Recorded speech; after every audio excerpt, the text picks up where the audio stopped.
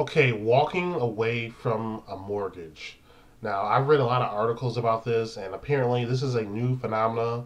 People are actually choosing to walk away from their mortgages because the values of their houses have crashed, and they feel like the best way to help their families is to really put themselves in a situation where they're paying less money to live in a certain location.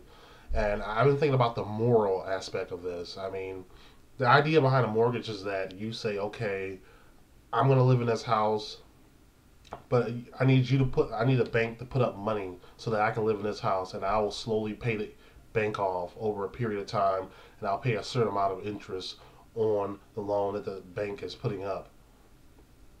Well, when you walk away from a house, you're basically breaking your agreement, you're breaking a contract, you're breaking your word. So, I mean, to me, it's definitely a moral issue there because, I mean, it seems like it's okay in American society to break your word, to not do what you say, and a man's word is worth practically nothing nowadays.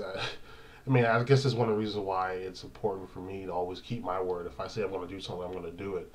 So that's a pretty big part of it for me. I know a lot of people don't even think about that, but it is, and a lot of people don't even want to think about that. Uh, the banks, well, a lot of people say that there's companies who actually do the same thing.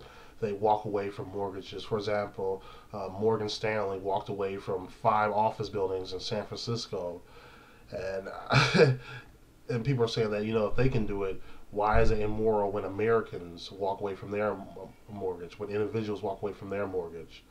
And I guess my response to that will be that just because a company is doing something that is immoral, that doesn't mean that it's okay for you to do something that's immoral. Two wrongs don't make a right. But on the other side of the issue, people have to make the best decisions for their families. People have to do what's best for their family. They have to protect their family, and protecting their family is more important than adhering to an agreement that they had with somebody else. Your number one priority should be your family and taking care of your kids. So I understand if people decide that in order to best take care of their kids, they have to walk away from a mortgage.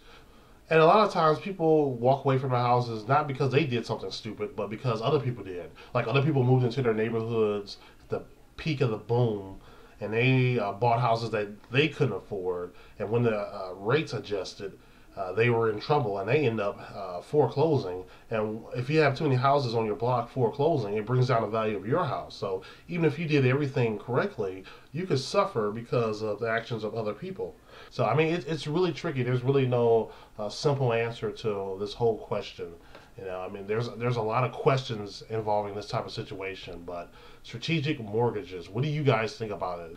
If you do think we're going to see more, tell me why. And what do you think about strategic foreclosures? What do you think about people intentionally just walking away from their houses?